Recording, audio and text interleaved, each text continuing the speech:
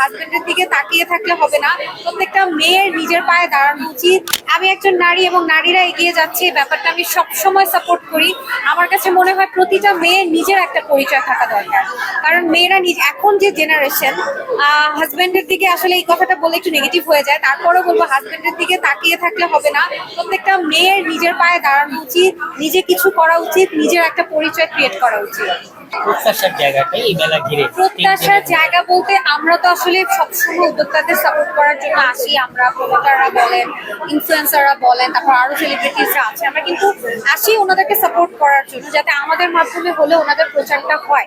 এবং মেলা যেহেতু একটা মানে একটা ছাদের নিচে সম্পূর্ণ এরিয়া জুড়ে একটা মেলা, এখানে আসলে আপনারা মানে আমার কাছে মনে হয় কি মার্কেট ঘুরে না কিনে আমরা একটা ছাদের নিচে যদি সবকিছু পেয়ে যাই, তাহলে আমার মার্কেটে যাওয়ার কোনো প্রয়োজন নেই। এই মেলাতে আসার রিজন আমি প্রথমেই বলবো যে মেলা একটা সুন্দর করে গুছিয়ে পরিবেশ, ছিমছাম পরিবেশ, আপনারা আরাম করে শপিং করতে পারবেন। এবং সব থেকে বড় কথা কি, এখানে একদম মানসম্মত জিনিস রাখা হয়।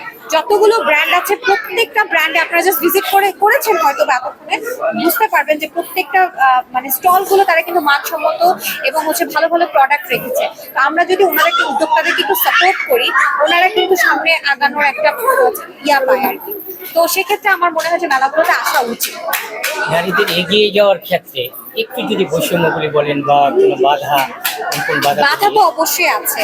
এখানে ম্যাক্সিমাম যে উদ্যোক্তারা আছে সবাই কিন্তু অনেক মানে আপনারা দেখতেই পাচ্ছেন সবার কিন্তু আলাদা সংসারও আছে। তো ওনারা ঘর সামলাচ্ছে, বাচ্চা সামলাচ্ছে, তারপর ওনারা মানে নিজেদের একটা প্ল্যাটফর্ম তৈরি করছে। এই ক্ষেত্রে আমি বলবো যে অনেক বাধা। ভাইয়ারা বাইরে কাজ করে ঠিক আছে, কিন্তু তারা কিন্তু বাইরে কাজ করার পর বাসায় এসে রেস্ট করতে পারছে। কিন্তু এই নারীরা কিন্তু ঘরে করছে, বাইরে করছে, বাচ্চা সামলাচ্ছে, আবার প্ল্যাটফর্ম গুলো রেডি করছে। আমি মনে করি যে ওনারা এক একজন মানে প্রত্যেকটা মানুষ এক একটা আইডল, মানে ওনাদের প্রত্যেকটা মানুষ থেকে কিন্তু শেখার অনেক কিছু আছে। হ্যাঁ একদমই, ওনারা যোদ্ধাই। এখানে প্রত্যেকটা যে কয়জন স্টলার আছে এক একজন যোদ্ধাই বলতে পারে, কারণ তারা কিন্তু প্রচুর পরিশ্রম করে এবং নিজেদের সাকসেস হওয়ার জন্য মেলাগুলোতে অ্যাটেন্ড করেই কিন্তু নিজের একটা পরিচিতি ক্রিয়েট করার জন্য। ঈদের ব্যাপারটা নিয়ে আমরা একটু শুনবো। হ্যাঁ ঈদের ব্যাপারটা বলতে কি, মানে এখন তো কুরবানির ঈদ চলে আসছে, একদমই কাছাকাছি। মার্কেট গুলোতে গেলে আমরা অনেক রাশ পাই, তো সেখানে আমাদের প্রপার ওয়েতে আমরা শপিং দেখা যায় মানে ধাক্কাধাক্কির একটা ব্যাপার আছে, রাশের একটা ব্যাপার, সবাই ভালোভাবে শপিং করতে পারে না। কিন্তু এখানে আসলে আপনারা দেখেন, আপনার পরিবেশটা তো দেখতেই পাচ্ছেন, মানে কত ছিমছাম একটা পরিবেশ, এখানে আরাম করে শপিং করতে পারবেন।